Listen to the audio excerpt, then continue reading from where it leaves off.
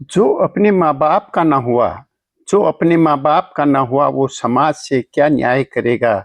जैसे बीज आज बोएगा, कल वैसा ही फल पाएगा, कल वैसा ही फल पाएगा।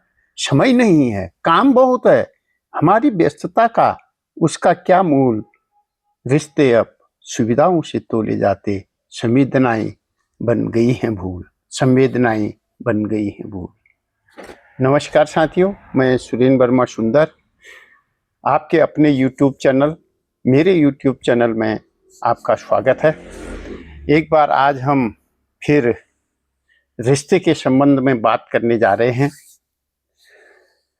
रिश्ता शब्द सुनते ही मन में अपनापन, सुरक्षा और स्नेह का भाव जाग उठता है साथियों।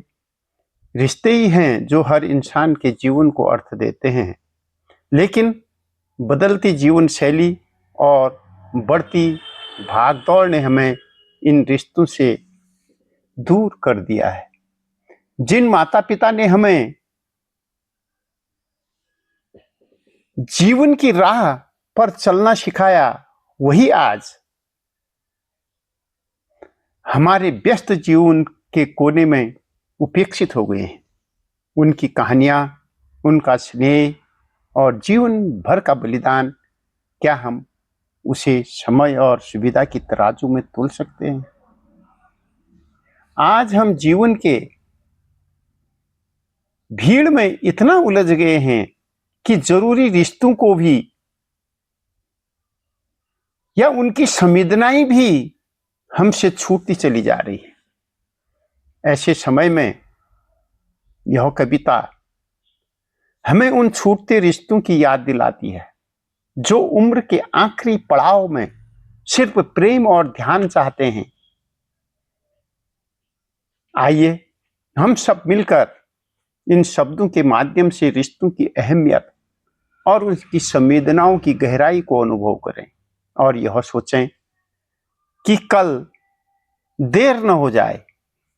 अब प्रस्तुत है कविता छूटते रिश्ते, जो मेरे इस किताब में संग्रहित है, जोड़ों की छांव में। आइए साथियों, महसूस करते हैं इन शब्दों को। केवल सुनने या देखने भर से कुछ नहीं होने वाला, महसूस करने की आवश्यकता है।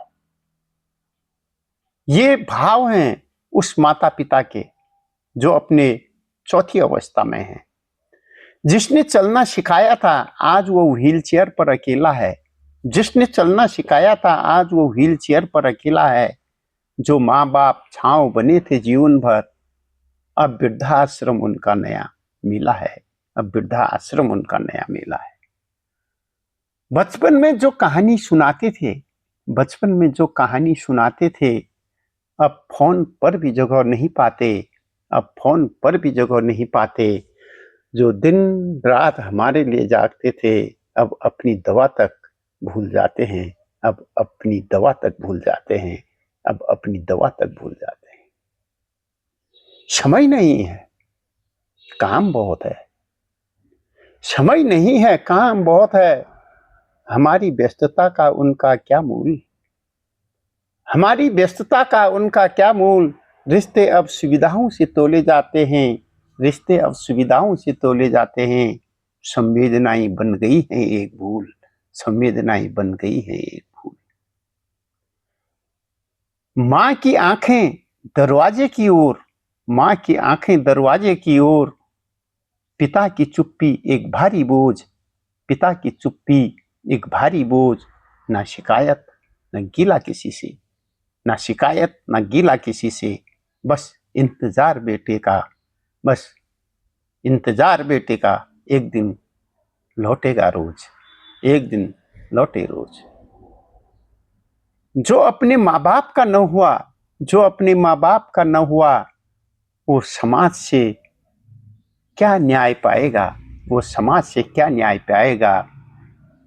पिता बीज आज बोएगा, पिता बीज आज बोएगा। कल देखना वही फल पाएगा, कल देखना वही फल पाएगा। इसी के दूसरे चरण में साथियों, माँ की आंखें कैसे ताकती है, कैसे इंतजार करती हैं। और ये एक बहुत ही संवेदनशील रचना है जो माँ के त्याग, ममता और उसकी अनंत प्रतीक्षा को अभिव्यक्त करती है। इस कविता में बड़े ही कोमल शब्दों में उस भाव को उकेरा है जब बेटा अपनी सफलताओं में व्यस्त हो जाता है और माँ अपने खाली आंगन में अब भी उसकी एक झलक की प्रतीक्षा करती है। कैसे पलायन की मार समझें या कैसे मजबूरी समझें, माँ की आंखें यहां सिर्फ देखने का माध्यम नहीं है बल्कि स्नेह, प्रतीक्षा और प्रेम का प्रतीक है। साथियों, इस कविता में माँ की ममता, उसकी प्रतीक्षा और बेटे की व्यस्तता का सरल, भावात्मक, हृदय स्पर्शी चित्रण किया गया है। ये जो कविता है साथियों, ये हर उस माँ के प्रेम को व्यक्त करती है जो अपने बच्चों की राह ताकती रहती है, चाहे वो कितनी ही दूर क्यों न चले जाए। आइए महसूस करते हैं इन भावनाओं को, इन संवेदनाओं को इन पंक्तियों के साथ। उसकी आंखें अब भी रास्ता देखती हैं, उसकी आंखें अब भी रास्ता देखती हैं। जिस दिन मैं निकला था सपनों की गठरी सिर पर बांधे, जिस दिन मैं निकला था सपनों की गठरी सिर पर बांधे, वो बस मुस्कुराई थी, वो बस मुस्कुराई थी। आंखों में कुछ टूटा सा चुपचाप था, आंखों में कुछ टूटा सा बस चुपचाप था। ख्याल रखना उसने कहा, ख्याल रखना उसने कहा, पर अपना ख्याल कब रखा था उसने, पर अपना ख्याल कब रखा था उसने। उसके हाथों में अब भी गर्म रोटियों की खुशबू है, उसके हाथों में अब भी गर्म रोटियों की खुशबू है और दिल में मेरे बचपन की चिल्पों। चिल्पों का मतलब जो बचपन में जो लड़ाई झगड़ा चिलचिलाहट बच्चों की आपसी खींचतान होती है वो सब।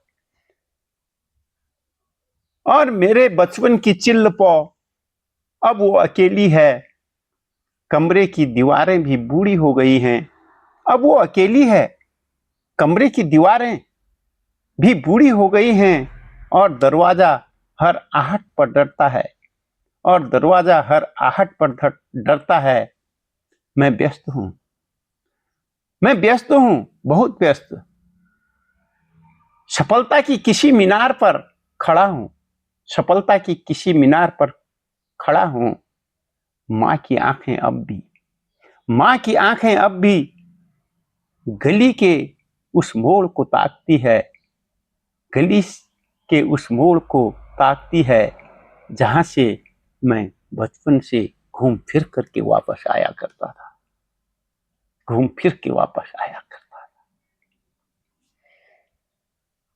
तो साथियों, ये भावात्मक हृदय स्पर्शी कविता मेरे पुस्तक जड़ों की छांव से है। 51 कविताओं का ये संग्रह है जिसे आप अगर पढ़ना चाहें तो ये पुस्तक आपको गरुड़ टीट बाजार में बुरा प्रिंटिंग प्रेस के पास उपलब्ध है। साथियों, जिस मां ने गर्भ में 9 महीने रखा, भूख प्यास नींद खुद गीले में सोकर बच्चे को सूखे में सुलाया, आज उस मां की दशा, भले ही वो बोल न पाए,